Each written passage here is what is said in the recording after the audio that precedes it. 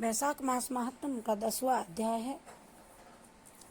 जय श्री कृष्णा, जय श्री कृष्णा, जय श्री कृष्णा। श्री शिवजी महाराज ने ब्रह्मचर्य व्रत धारण कर लिया। गंगा तट पर एक वृक्ष के नीचे तप करने लगे। दक्ष की पुत्री पतिव्रता सती ने राजा हिमाचल के घर उसकी स्त्री मेनका के गर्भ से पार्वती के रूप में जन्म लिया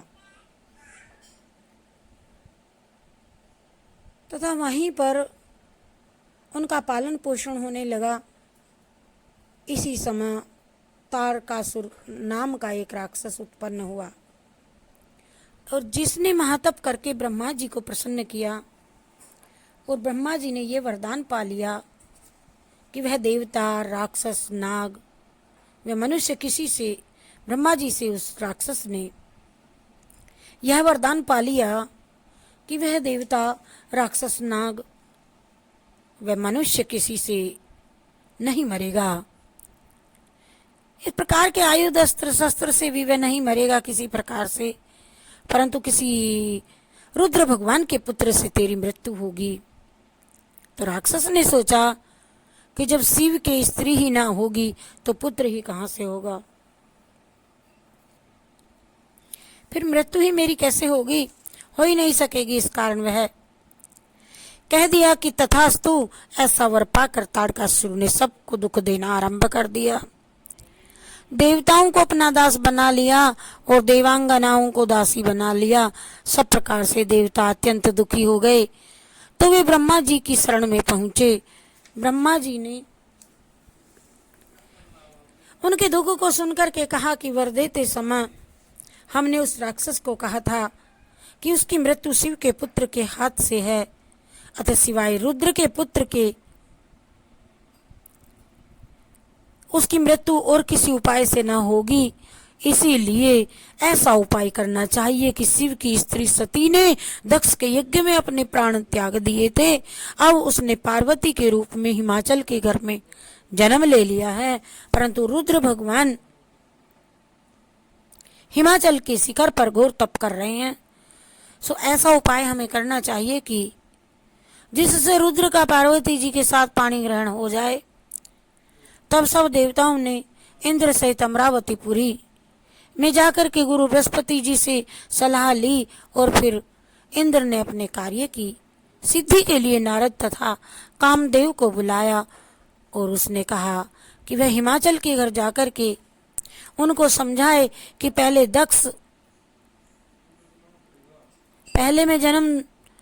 जन्म में मैं दक्ष की पुत्री थी, शिवजी की पत्नी। अब पार्वती के रूप में मैं तुम्हारी पुत्री हुई। सती के वियोग में श्री महादेव जी तुम्हारे शिखर पर तप कर रहे हैं, इसीलिए तुम अपनी कन्या का विवाह उनसे कर दो, जिससे वह जाकर के उनकी सेवा कर सके। वही उसके पति होंगे। इंद्र की आज्ञा पाकर के नारद जी को जैसा समझाया था वैसा ही करने के लिए चले गए। और फिर इंद्र ने कामदेव को बुलाया कि सब देवताओं के हित के लिए तुम बसंत ऋतु के सहित तपोवन में, जहाँ रुद्र तपस्या कर रहे हैं, जाओ और वहां पर बसंत का विस्तार करो। और तब पार्वती जी वहां पहुंच जाए, तब धनुष चढ़ा करके ऐसा प्राण मारो कि शिव जी मोहित हो जाएं और उनका संगम होने पर सब कार्य अवश्य पूरे हो जाएंगे। कामदेव ने ऐसी आज्ञा पा करके कामदेव से रति को साथ लेकर के तपोवन में बसंत ऋतु का प्रसार किया। उस समय श्री महादेव जी के पास उनकी सेवा करने के लिए पार्वती जी बैठी हुई थी कि तभी कामदेव ने पीछे की तरफ से वृक्ष की ओट में होकर के शिव को बाण मारा तो शिव जी का मन चलायमान हो गया और कामदेव दूसरा बाण चलाने वाला ही था कि शिव को यह विचार उत्पन्न हो आया कि उनके मन में चंचल होने का ये मेरा क्या कारण है। और अब उन्होंने चारों तरफ देखा तो कामदेव उन्हें दिखाई दिया। क्रोध से अपने मस्तक से तीसरा नेत्र खोला तो उसमें से ऐसी अग्नि उत्पन्न हुई कि जिससे सारा संसार भयभीत हो गया और उस अग्नि से धनुष सहित कामदेव भस्म हो गया।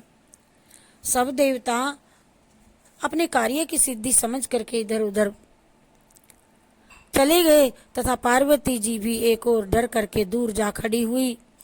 तब स्त्री की निकटता दूर करने के लिए महादेव जी भी अंतर्धान हो गए। हित की सिद्धि करने वाले देवताओं का कार्य सफल न हुआ, किंतु उल्टा और अनर्थ हुआ। जो कोई साधुओं से दुष्टता करता है उसके साथ ऐसा ही होता है। इसी से इक्ष्वाकु वंश का राजा भी साधुओं को अप्रिय था, क्योंकि वह भली भांति साधुओं की सेवा नहीं करता था। इसीलिए उसने महान दुख भोगे और बुरी से बुरी योनियों में जन्म लिया। इसी प्रकार कामदेव ने शिव जी का अप्रिय करने से दुख उठाए। जय श्री कृष्णा, जय राधे राधे, जय श्री कृष्णा, जय राधे राधे। हरि शरणम हरि शरणम हरि शरणम हरि शरणम हरि शरणम हरि शरणम हरि शरणम हरि शरणम हरि